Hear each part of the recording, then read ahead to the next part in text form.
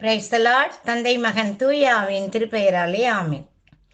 என் அன்பிற்குரிய சகோதர சகோதரிகளே, இன்றைய இறை சிந்தனையாக ஏசப்பா நமக்கு தருவது யோவான் நற்செய்தி இயல் 15 இறைவார்த்தை 7. நீங்கள் என்னுள்ளும் என் வார்த்தைகள் உங்களுக்குள்ளும் நிலைத்திருந்தால் நீங்கள் விரும்பி கேட்பதெல்லாம் நடக்கும். தங்கள் வாழ்வில் இறைவனோடு நிலைத்து வாழ்ந்ததால் துன்பத்தையும் துயரத்தையும் கனிகளாக பெற்றவர்களே புனிதரானார்கள்.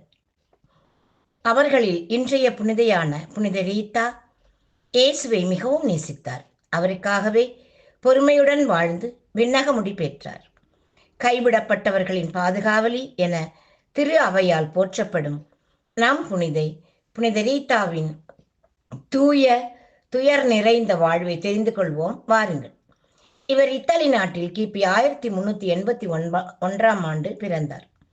சிறு வயது முதலே ஜெப தவத்தில் வாழ்ந்து கன்னியராகும் ஆசையை தம் பெற்றோரிடம் 10 வயதிலேயே தெரிவித்தார். ஆனால் இவர் பெற்றோர் கட்டாயப்படுத்தி இவருக்கு திருமணம் செய்து வைத்தனர். கணவன் பெரிய குடிகாரனாய் இருந்த போதும் பல துன்பங்களை தாங்கிக் கொண்டு தன் பொறுமையால் அவரை திருத்தினார். தன் 2 மகன்களையும் ஜெபத்திலும் நற்குணத்திலும் வளர்த்தார்.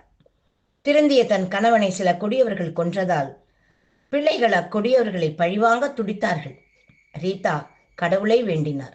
இயேசுவே, என் பிள்ளைகள் கொலைக்காரர்களாய் வாழ்வதை விட நீரே அவர்களை எடுத்துக்கொள்ளும் என்று ஜெபித்த சில நாட்களில் இருவரும் நோய் வந்து இறந்து போயினர். துயரமும் துக்கமும் ஆட்கொள்ள யாரும் இல்லாத ரீதா இயேசுவை பற்றி கொள்ள திரும்பவும் கன்னியர் மடத்தில் சேர முடிவு செய்தார். இறைவனை மன்றாட ஒரு நாள் இரவு இறை தூதரால் பூட்டப்பட்ட கன்னியர் மடத்தின் ஆலயத்திற்குள் கொண்டு போய் விடப்பட்டார். இறை ஆற்றலால் நடந்த இந்த அதிசயத்தை கண்ட கன்னியர்கள் இவரை மடத்தில் சேர்த்து கொண்டனர். அங்கு தரப்பட்ட எல்லா வேலைகளையும் இன்முகத்துடனும் தாழ்ச்சியுடனும் செய்தார். இதனால் இவருக்கு கிபி 1414 கன்னியர் பட்டம் வழங்கப்பட்டது. மடத்து தாயார் இவரிடம் காய்ந்த ரோஜா குச்சியை தந்து இவரை நட சொன்னார். என்ன ஆச்சரியம்! நட்ட மறுநாளே அச்செடியில் ரோஜா மலர்கள் பூத்து குலுங்கின. இதை கண்ட அனைவரும் அதிசயத்தில் ஆழ்ந்தனர். புனித ரீத்தா இயேசுவின் திருச்சிலுவை முன் மன்றாடி வரம் கேட்க, அப்போது இயேசுவின் முள் முடியினின்று ஒரு முள் இவர் நெற்றியில் இறங்கியது. ஆறாத புண்ணாக அது மாறியது. இவர் உயிருடன் இருக்கும்போதே பல புதுமைகள் நிகழ்ந்தன. இவர் உடல் நலம் குன்றி இறக்கும் தருவாயில் அதுவரை துர்நாற்றம் வீசிய நெற்றி புண்ணிலிருந்து நறுமண சுகந்த வாசனை வீச ஆரம்பித்தது. கிபி 1457 மே 22 மன்னவக வாழ்வு முடிந்து விண்ணகம் சென்றார் நம் புனிதை. அப்போது கோவில் மணி தானாக ஒலித்தது. இவர் மரித்த பின்பும் இவரது வேண்டுதலால் பல புதுமைகள் அங்கு நிகழ்ந்தன. முடியாத காரியங்களை சாதிப்பவர் என்னும் பெயர் பெற்றார் நம் புனிதை.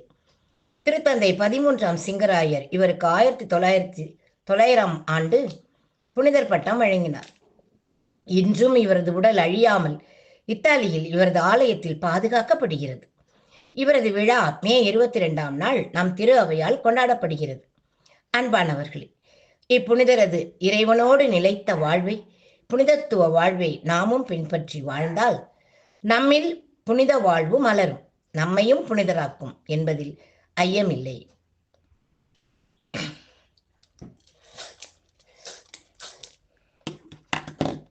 உன்னோடு நான் காணும் உறவானது உள்ளத்தை உருமாற்றி உனதாக்கிடும். பலியான உனை நானும் தினம் ஏற்கையில் எளியேனில் உன் வாழ்வு ஒளியாகிடும். உன் மீட்டலால் எனில் மாற்றங்கள், உன் தேடலால் எனில் ஆற்றல்கள், வழி தேடும் என்னை காக்க நீ வேண்டுமே. இறைவா இறைவா வருவாய் இங்கே, இதயம் அருகில் அமர்வாயின்றே. இறைவா இறைவா வருவாய் இங்கே, இதயம் அருகில் அமர்வாயின்றே. Praise the Lord. மரியே வாழ்க.